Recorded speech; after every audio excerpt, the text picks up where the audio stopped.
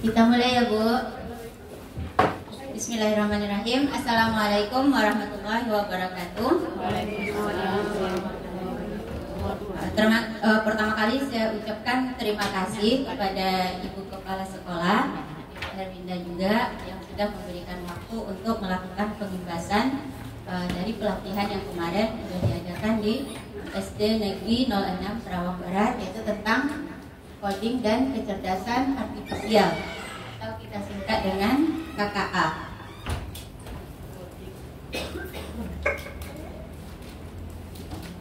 Sebagai latar belakang kenapa KKA ini ada, mungkin sedikit informasi. KKA ini merupakan mata pelajaran baru yang akan dimasukkan ke dalam intra sebanyak 2 jam pelajaran dalam 1 minggu, dan itu sangat dianjurkan gitu.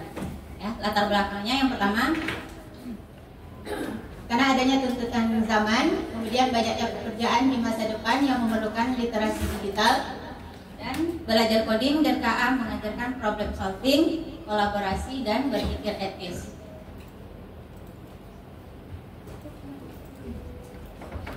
Tujuan mata pelajaran coding dan KA itu untuk menghasilkan solusi dari setiap masalah, karena nanti siswa diajarkan untuk menyelesaikan masalah dengan mengurutkan langkah-langkahnya gitu. Jadi dibikin secara terstruktur. Yang kedua, menyusun langkah-langkah secara terstruktur. Yang ketiga, mengembangkan pemikiran logika. Yang keempat, menambah keahlian matematika, karena di dalam coding dan KA itu nanti ada penggunaan pola. Kemudian meningkatkan kreativitas dan inovasi. Coding kan coding. Nah, ini dia Bu As. Coding itu adalah proses mengonversi keinginan kita menjadi format yang dapat dipahami oleh komputer menggunakan bahasa pemrograman gitu. Jadi komputer itu sebenarnya bisa melakukan apa yang kita inginkan. Jadi apa yang kita perintahkan, apa yang kita minta, tapi bahasa kita harus diubah dulu menjadi bahasa komputer. Dan bahasa komputernya itulah yang dikenal dengan coding.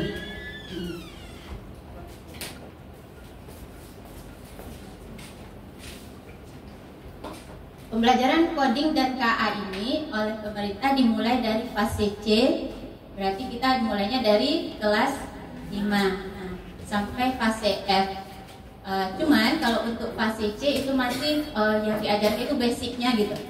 Jadi tujuan kita pembelajaran KKA di SD itu untuk memperbaiki cara berpikir siswa agar lebih sistematis gitu, dan bisa berpikir dengan logika.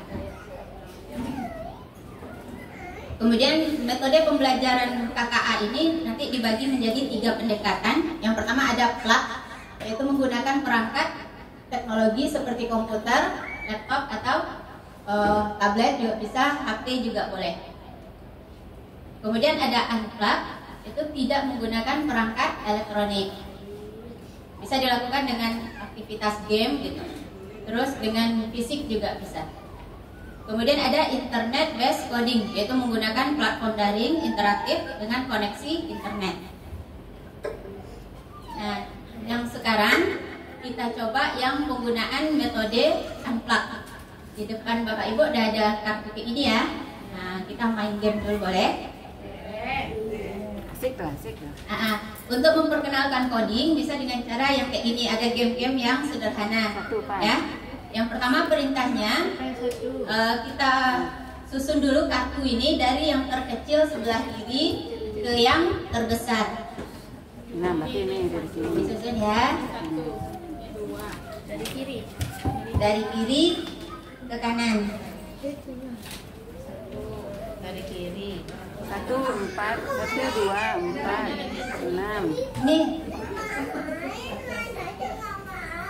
Sudah Bu? Tapi itu agak apa? Kita bikinnya yang kayak gini yang tegak. Atau boleh kayak gitu juga boleh sih, enggak masalah. Yang tegak ya?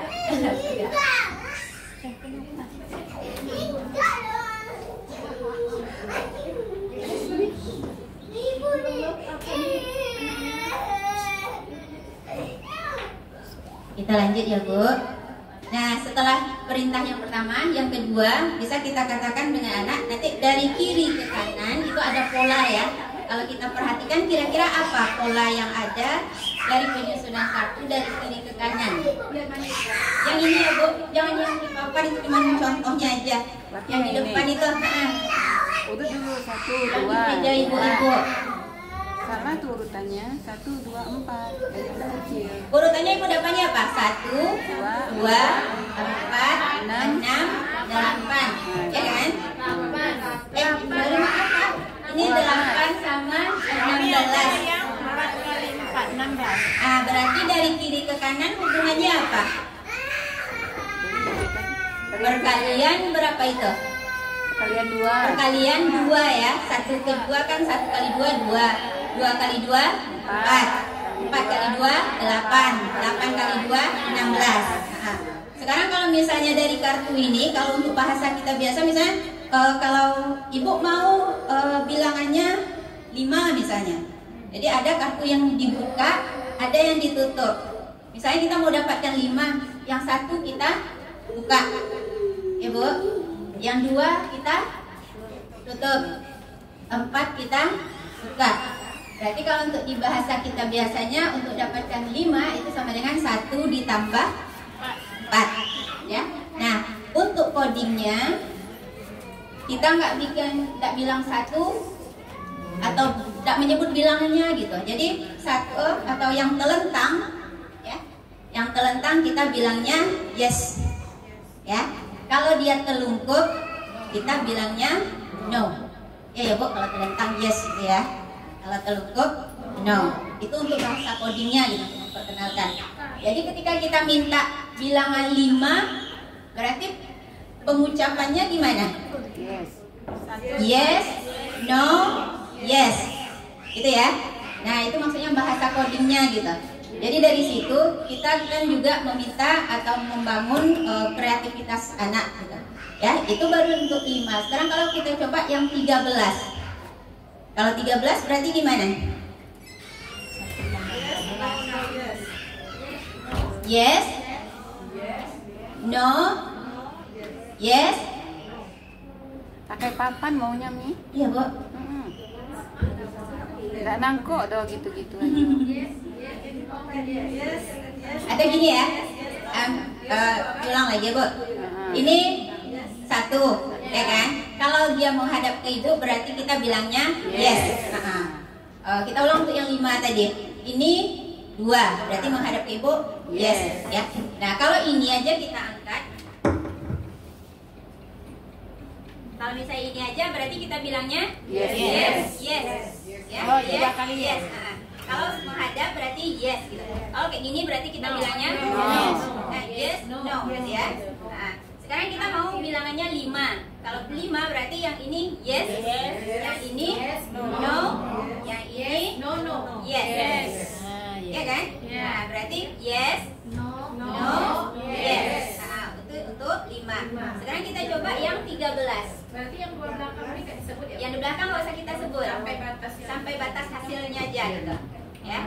Kalau 13 berarti ya harusnya berapa?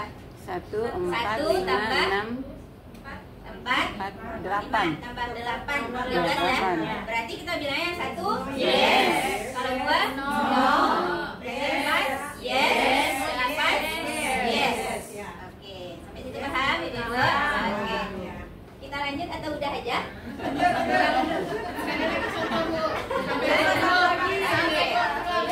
Loading baru Bu, loading.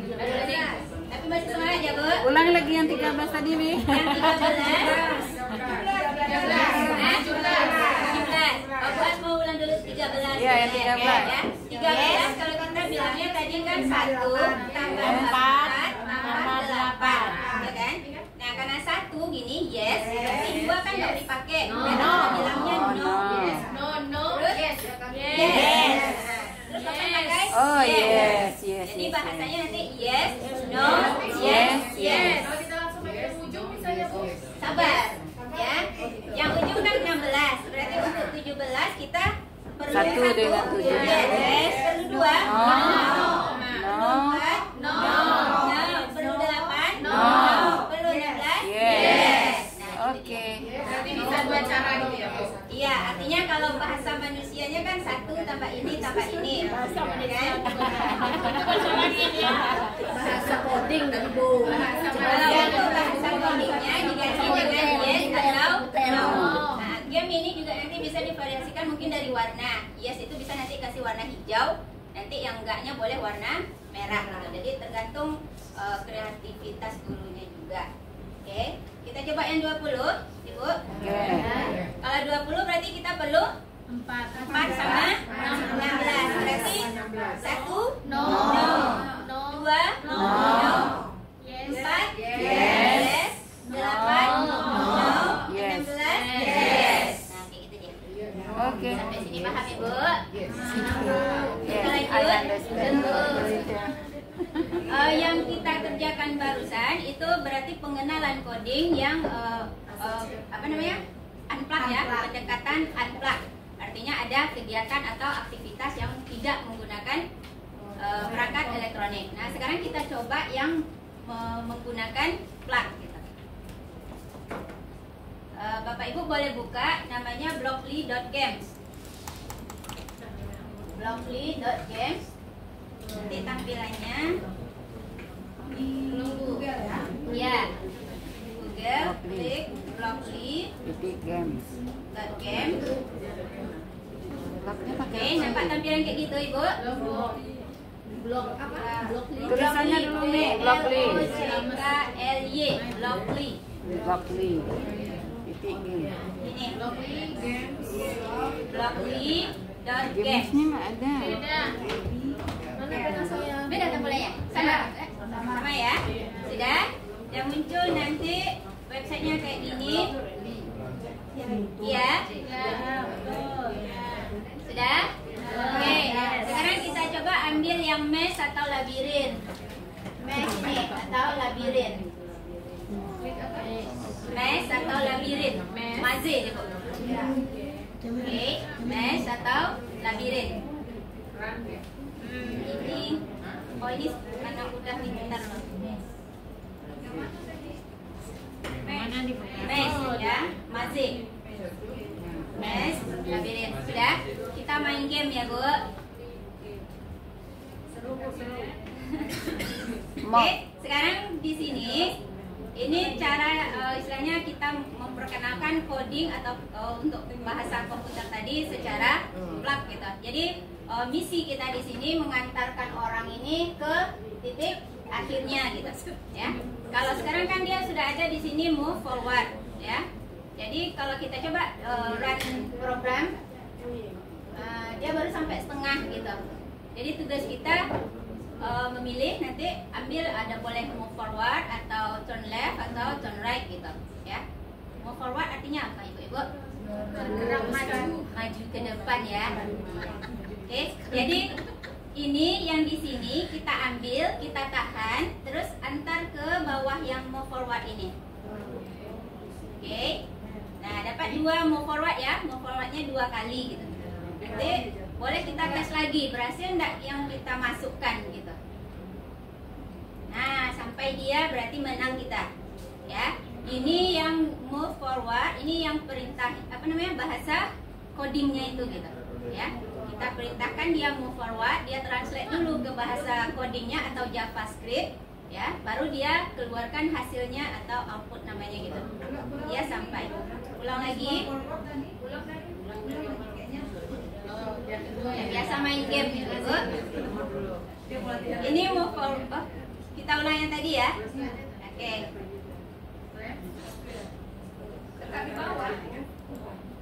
Yang perintahnya itu yang udah ada di sini.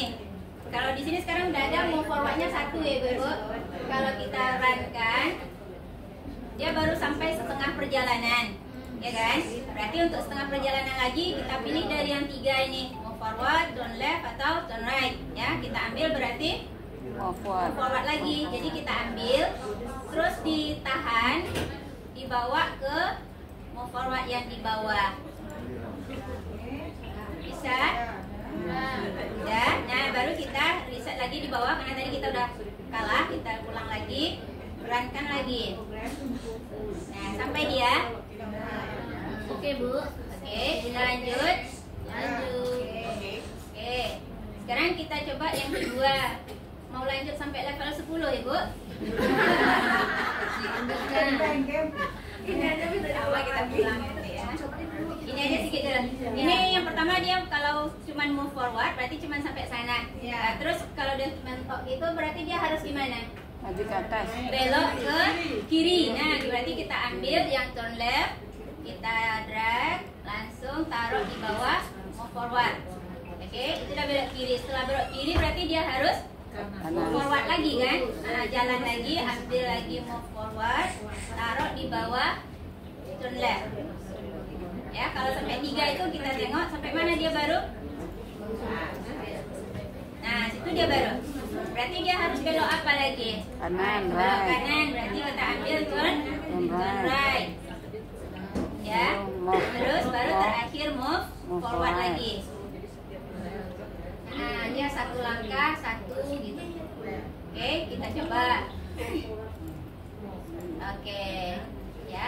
Sampai situ aja atau lanjut? Lanjut. Sampai punya diriku.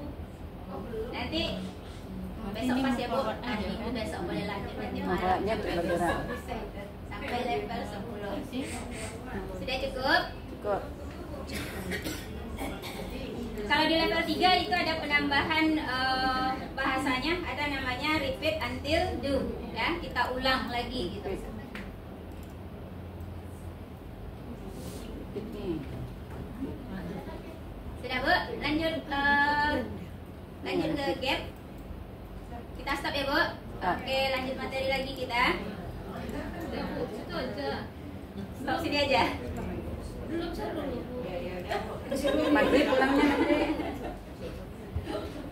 Lagi seru. Lanjut. Lanjut ya. Oke. Nah, jadi kemarin itu pas awal kami pelatihan, memang ada guru-guru yang langsung bilang, Pak, gimana dengan sekolah kami mau menerapkan pembelajaran KKA? Jangankan internet listrik aja payah masuk sekolah gitu. Jadi dengan yang kegiatan ini barusan udah terjawab bahwa nggak ada alasan untuk tidak menerima pembelajaran KKA di sekolah gitu. Jadi kalau memang kita di sekolah nggak ada perangkat elektronik, maka KKA itu bisa diperkenalkan dengan pendekatan unplugged yang tadi gitu. Oke. Kemudian kita lihat nilai-nilai utama dalam pembelajaran coding dan KA. Yang pertama humanistik, artinya teknologi untuk kemanusiaan. Maksudnya secerdas apapun coding dan KA ini tetap yang membuatnya adalah manusia. Nah, jadi tetap kok ada istilahnya human center. Jadi tetap pusatnya adalah manusia gitu. Kemudian yang kedua berpikir kritis dan etis. Artinya tidak hanya bisa tetapi juga tahu apa yang benar. Yang ketiga kreativitas dan kolaborasi, menjadi inovator bukan hanya sekedar peniru. Oke, dalam pembelajaran coding nanti anak kita atau siswa itu akan dilatih untuk berpikir secara komputasional, ya. Berpikir komputasional itu maksudnya kemampuan berpikir yang dapat menyelesaikan permasalahan atau persoalan dengan menggunakan teknik ilmu komputer. Berpikir komputasional ini ada 4 prinsipnya. Yang pertama namanya dekomposisi, yaitu pemecahan masalah. Artinya masalah yang besar diurai menjadi masalah-masalah yang lebih kecil. Misalnya kita mau peringatan HUT RI, jadi anak ditunjuk sebagai ketua pelaksana. Berarti kan dia akan memikirkan semuanya itu, Ibu. Nah, nanti dia boleh membagi menjadi bagian, ada seksi acara, konsumsi misalnya kan, perlombaan. Nah, itu berarti dia sudah menerapkan yang namanya dekomposisi. Yang kedua pengenalan pola, yaitu mengidentifikasi kesamaan atau pola dalam berbagai masalah untuk menemukan solusi. Ya, jadi aktivitas anak kayak aktivitas 7 kebiasaan anak Indonesia hebat itu sudah merupakan suatu contoh pola. Dari bangun dia ngapain aja misalnya kan sampai berangkat gitu, itu merupakan pola. Yang ketiga ada namanya abstraksi. Abstraksi itu artinya menyaring dan memilih mana informasi-informasi yang penting, yang relevan, terus menyingkirkan mana informasi yang tidak penting gitu. Kemudian siswa juga akan dilatih untuk berpikir algoritmik, artinya menyusun langkah-langkah instruksi untuk menyelesaikan masalah. Oke, yang barusan kita belajarnya coding, berarti sekarang kita lihat lagi yang namanya kecerdasan artifisial atau artificial intelligence. Ya, pengertiannya, KA itu merupakan sistem yang memungkinkan komputer untuk belajar dari data, mengenal pola, serta membuat prediksi atau keputusan secara mandiri.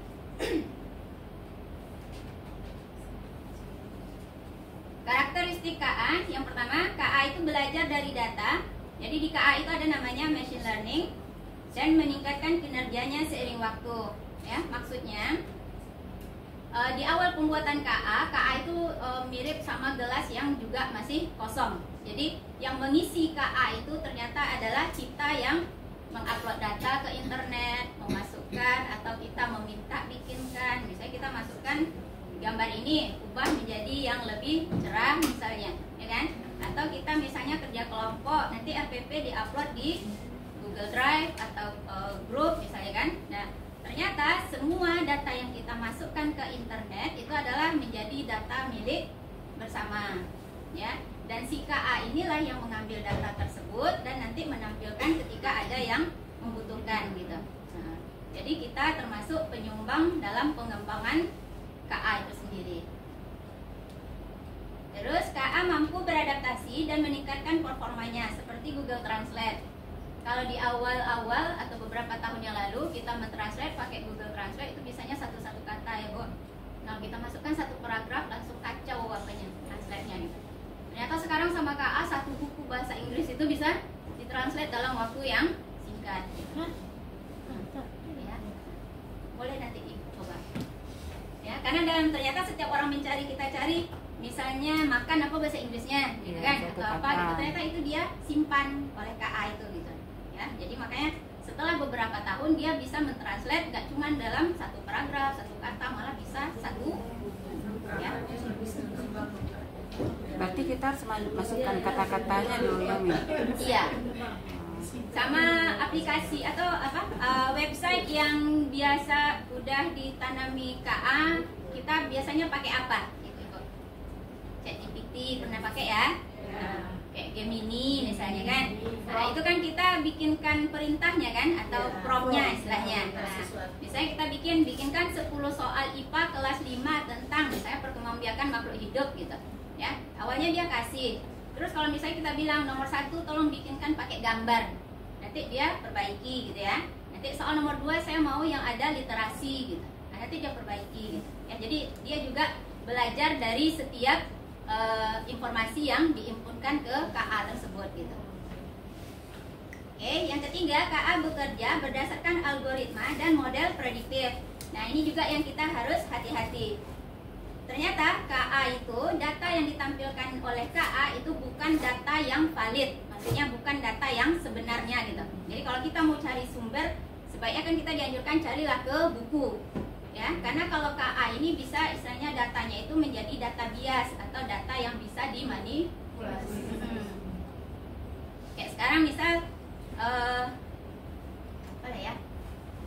Misal kayak ibu kota Indonesia, Jakarta biasa, ya kan? Terus sekarang ada orang yang menginput ibu kota Indonesia itu Nusantara misal.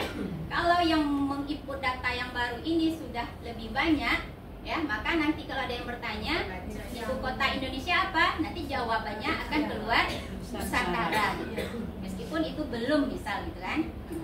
Kayak gitu juga misalnya perkiraan cuaca. Kalau BMKG memperkirakan cuaca itu kan dari pengamatan ya.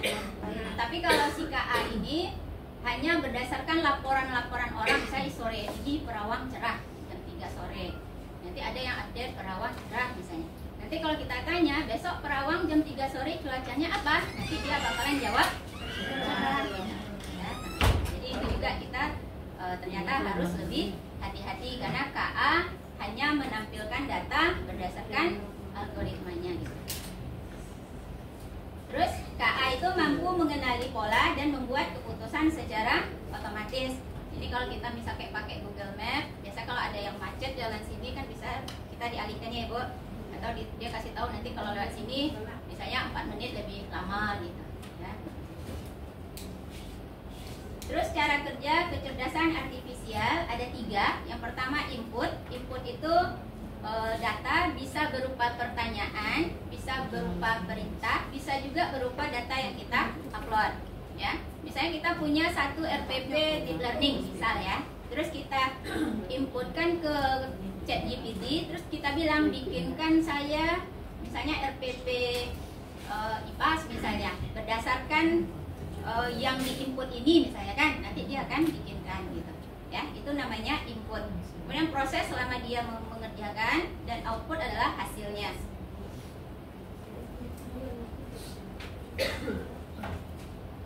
Mau main lagi Bu? Ini kalau silakan dicoba tengok, ada studio.code.org ini untuk kita mengenal bahwa KA itu berawal dari 0 gitu, atau dia punya yang namanya machine learning gitu. Silakan studio.code.org.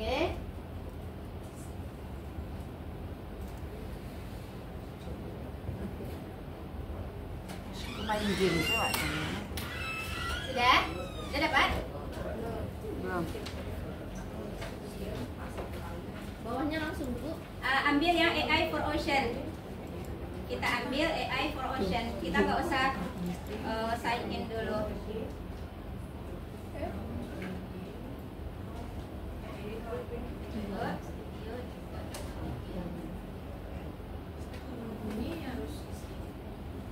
Nggak usah diapakan. Kita ambil langsung aja. Tengok yang ke bawahnya gitu Ibu.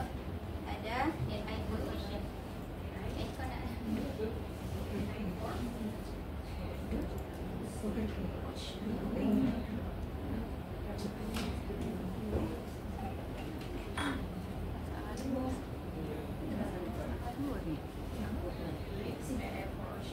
Ini dia Pak. Oke,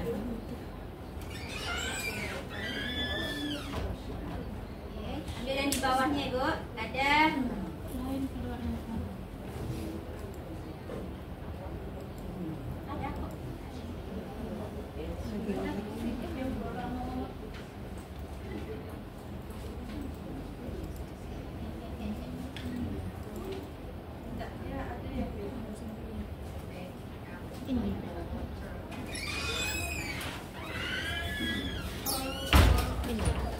All for Ocean ya? Iya. Ada Ibu dapat? Ada. Ini yang tidak dapat ya? Dapat. Yang ikat ya? All for Ocean. Ini. Hah? Ini bukan. All for Ocean. All for Ocean.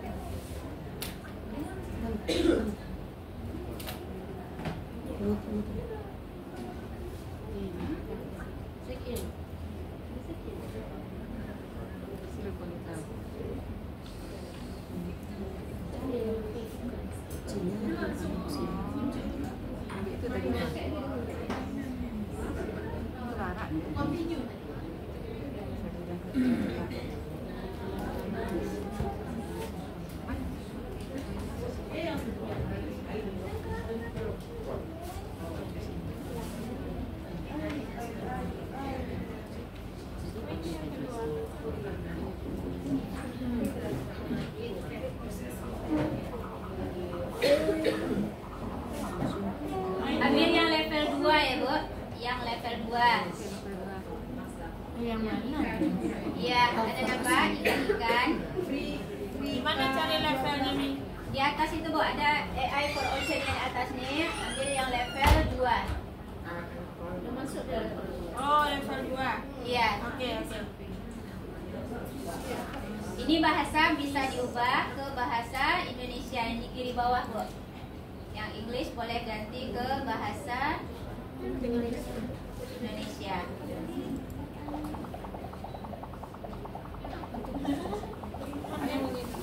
Entah. Iya. Bisa Ibu Dut. Ngetik sendiri dia. Bahasa Indonesia di mana rupanya Mi? Di kiri bawah Bu. Kiri bawah.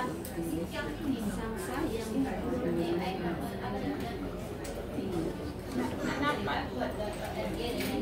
iya iya iya. Bahasa Indonesia. Bahasa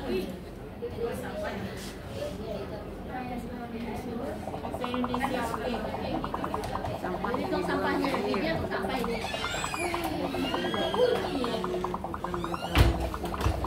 Sampah yang terbuang di air mempengaruhi kehidupan laut.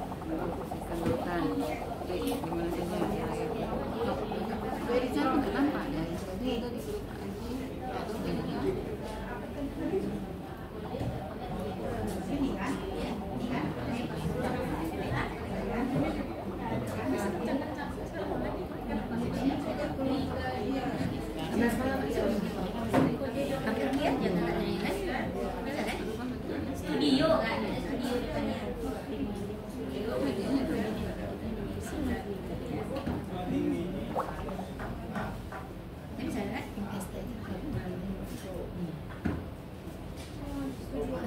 Beda-beda gambarnya Mi. Iya Bu. Nah gambar ikan-ikan itu maksudnya kita menyampaikan ke machine learningnya kalau ikan itu bentuk-bentuknya kayak gini gitu. Jadi dia machine learning itu kan di awal ceritanya banyak sampah yang dibuang ke laut ya kan. Nah jadi machine learning itu di awal dia nggak tahu bagaimana membedakan antara ikan sama sampah gitu. Jadi tugas kita pertama kita isi dulu, inputkan data ke machine learning, kasih tahu dia mana yang ikan, mana yang sampah gitu. Jadi misi yang pertama di level 2 itu kita mengajari machine learningnya gitu, membedakan mana yang ikan, mana yang sampah.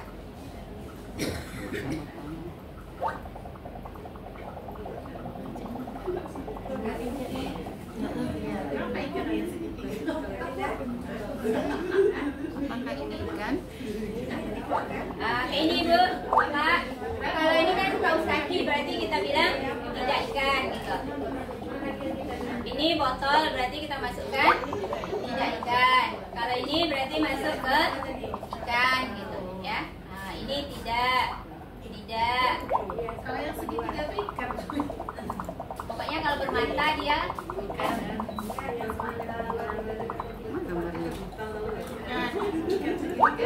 Oh ya masuk yang ke sampah. Ya, ini tidak ikan, ini ikan. Ibu boleh cobakan sekitar 20 aja, dan nanti kita lanjutkan.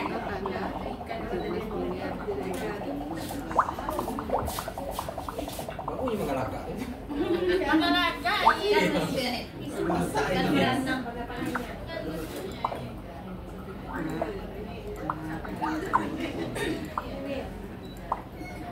Kalau bermatonya, ikan. Komposan dari polisi laut berasal dari sisa sampah. Sudah, Ibu. Kalau misalnya udah cukup, nggak usah banyak. Lanjut kita coba tengok lanjutkan. Asik lah Mi? Belum Mi? Lanjutkan. Nanti baru AI-nya mengenali mana yang ikan, mana yang bukan ikan gitu.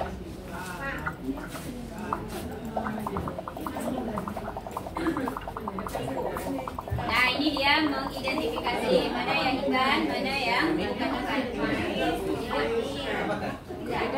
Sampai kok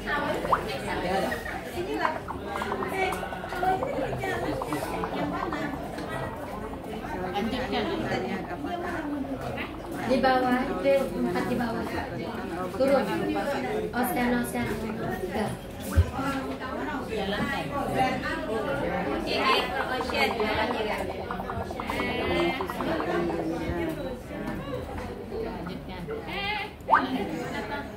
Ayo. Oh ini karena bahasa Indonesia memang dia. Oh ini misalkan sendiri. Ikan sesiko. Apa caranya? Si Mimi tuh.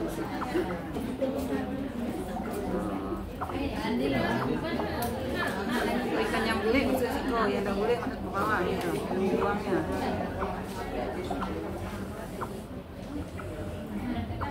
Antum misalkan itu.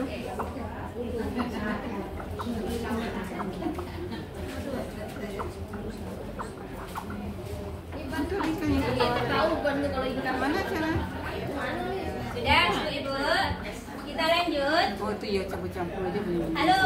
Karena dari kaleng nggak ada tadi contoh kaleng yang masuk dan Main aja.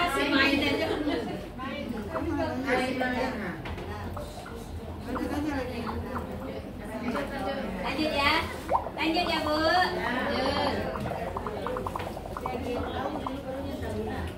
Mimi jaga mainannya lah. Ini di sini. Ayo ibu-ibu, ada yang salah dia. kita lanjut dulu ya.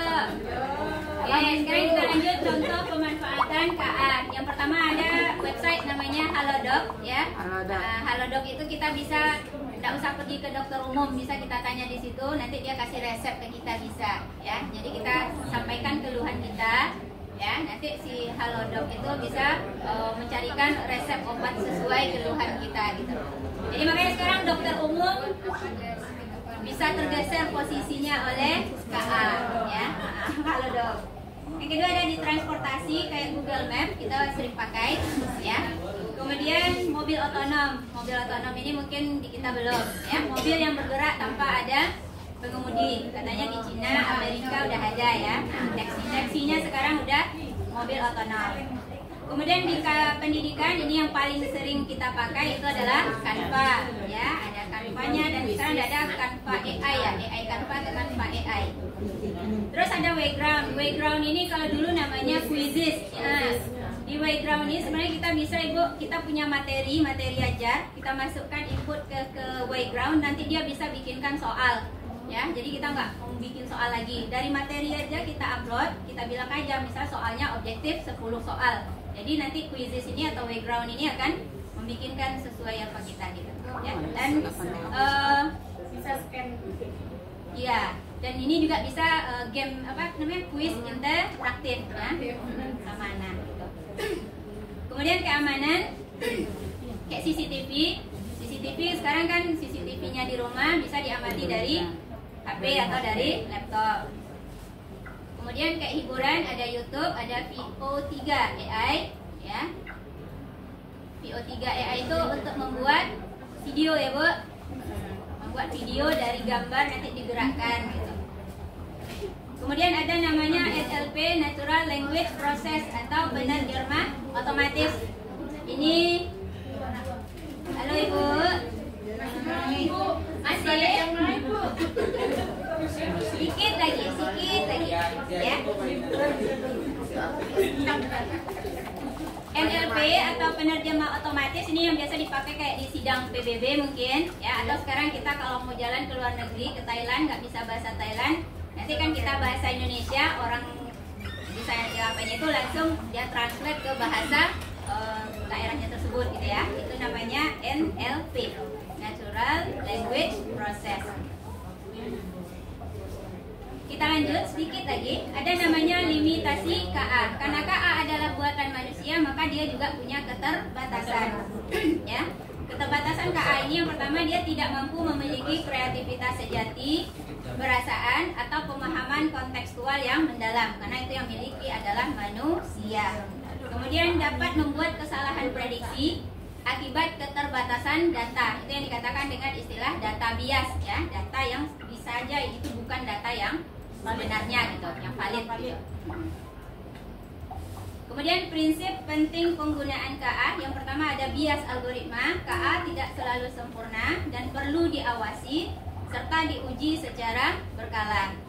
Kemudian perlindungan privasi dan keamanan data, ini mungkin kita sudah sering juga diingatkan, jangan memposting atau mengupload ke internet yang data-data yang bersifat pribadi ya, dokumen-dokumen atau apapun lah yang penting. Kemudian dengan mempelajari KKA, ini bagian yang terakhir ya Bapak Ibu, kita berharap nantinya siswa kita memiliki keterampilan abad 21, yaitu yang pertama namanya critical thinking atau berpikir kritis, kemudian creativity atau kreativitas, kemudian communication ya, komunikasi dengan baik, dan yang terakhir adalah kolaborasi atau bekerja sama. Oke, itu saja yang bisa saya sampaikan. Terakhir refleksinya, siapkah kita menerapkan pembelajaran KKA di kelas? Belum?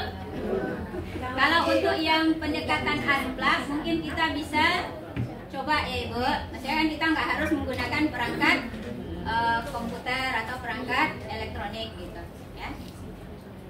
Baik, itu saja yang bisa saya sampaikan. Mohon maaf untuk salah dan hilaf. Assalamualaikum warahmatullahi wabarakatuh. Waalaikumsalam warahmatullahi wabarakatuh. Terima kasih Mimi. Terima kasih banyak Ibu, Ibu Bapak. Ada. Oh, tidak pakai.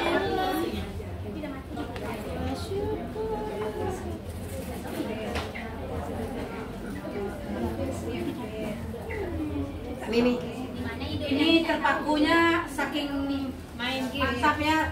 Aplaus dulu untuk Pusat Yati. Jadi, bukan